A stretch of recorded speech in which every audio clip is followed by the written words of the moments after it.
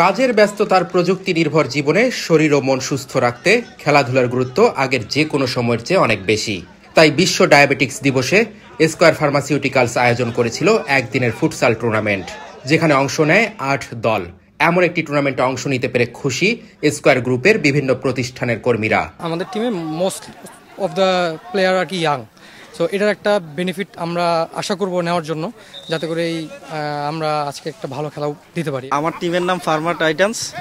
আমরা প্রথম match already খেলে ফেলছি, ইনশাল্লাহ সৌহার্দ্যপূর্ণভাবে খুব ভালোভাবে খেলছি আর কি। প্রথমবারের মতো ডায়াবেটিস ডে উপলক্ষে এরকম আয়োজন করেছে, এটা নিশ্চয়ই অনেক প্রশংসার যোগ্য। আমরা খুব এক্সাইটেড। আসলে আমরা স্কয়ার গ্রুপের কনসার্নরা বাকিদের সাথে সবসময় একত্রিত হওয়ার সুযোগটা সবসময় পাই না।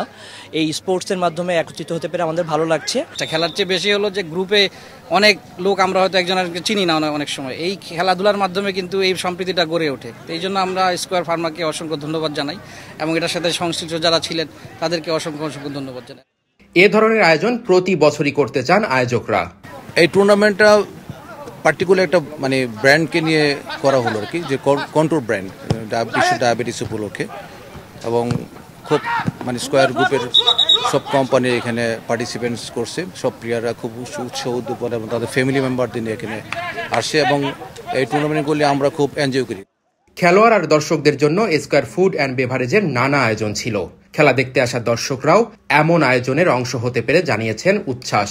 এই অল্প টাইমের মধ্যে প্রিপারেশন, অ্যারেঞ্জমেন্ট সবকিছু খুবই ভালো। সুন্দর একটা এনভায়রনমেন্ট ক্রিয়েট হয়েছে এখানে। আমি ফার্স্ট টাইম দেখতে আসছি, বাট ভালো পরিবেশ। টেক্সটাইলকে সাপোর্ট করছি, আমার হাজব্যান্ডের টিম।